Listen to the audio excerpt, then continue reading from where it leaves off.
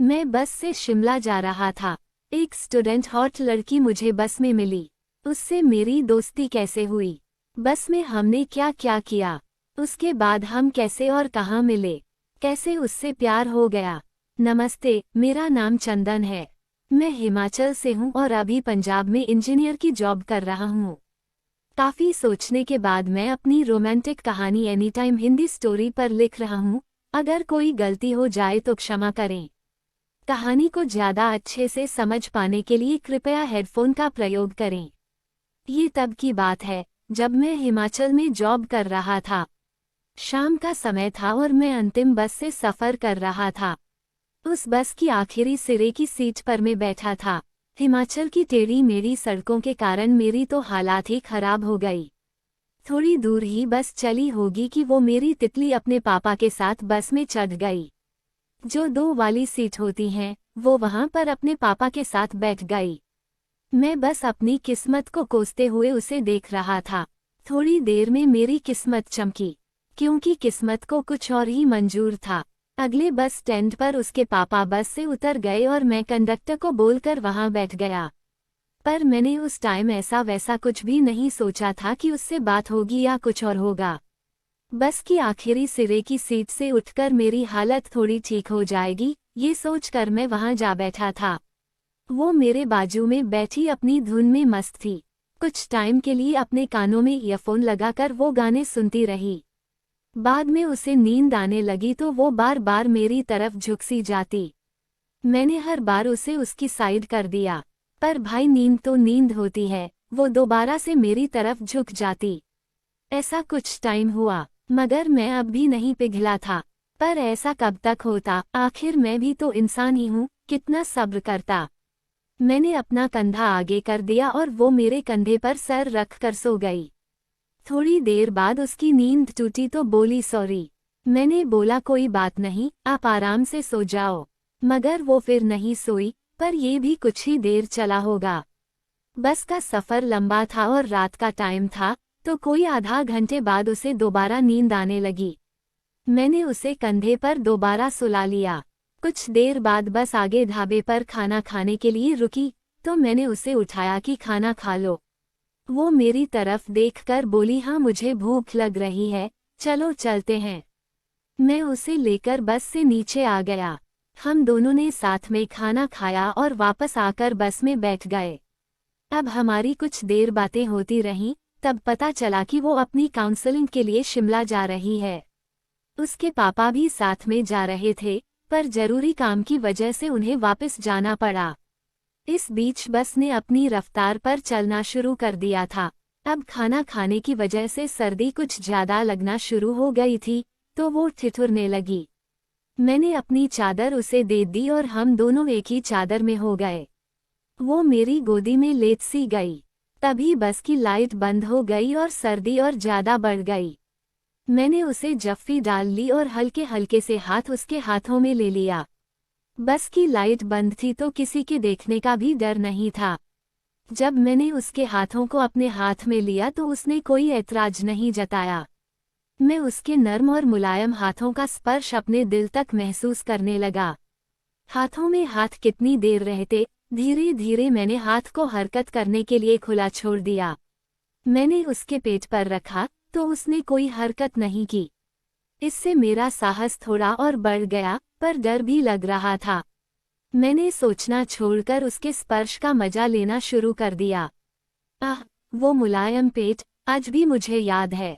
कुछ ही देर बाद मेरे हाथ ने उसके पेट से होते हुए ऊपर जाना शुरू कर दिया। तभी उसने मेरे हाथ को रोक दिया।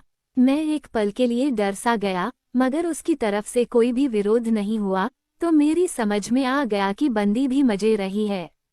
मैंने हाथ को ऊपर किया, तो उसकी जिद्दी बदन ने मेरा हाथ मुकाम पर नहीं पहुंचने दिया।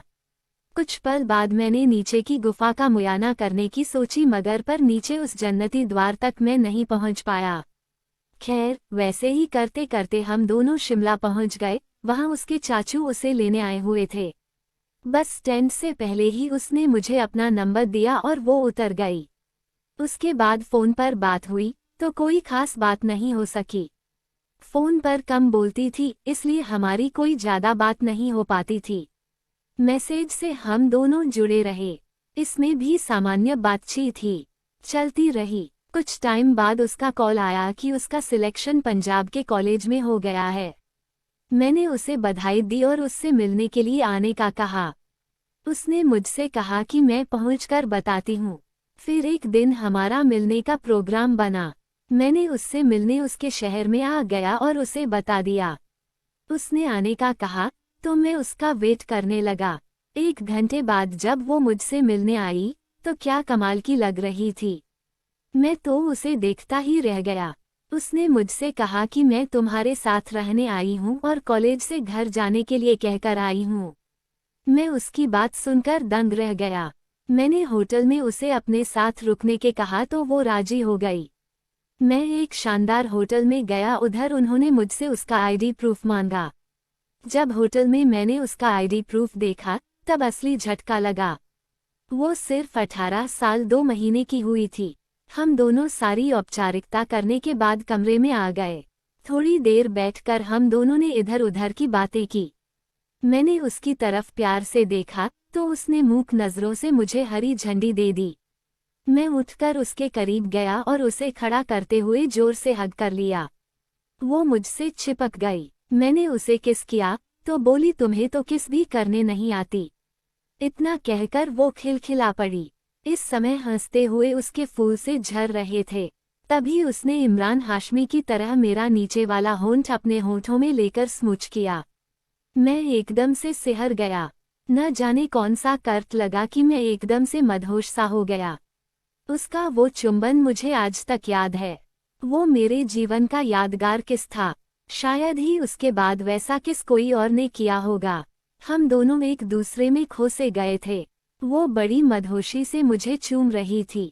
ऐसा लग ही नहीं रहा था कि हम दोनों आज पहली बार मिल रहे हैं। बस उसका साथ मुझे यूं लग रहा था कि इसके साथ न जाने मैं कब से दूर था। 2-3 मिनट तक हम दोनों वैसे ही चिपके रहे। किस करते करते एक दूसरे के मुंह के रस को जीनते रहे।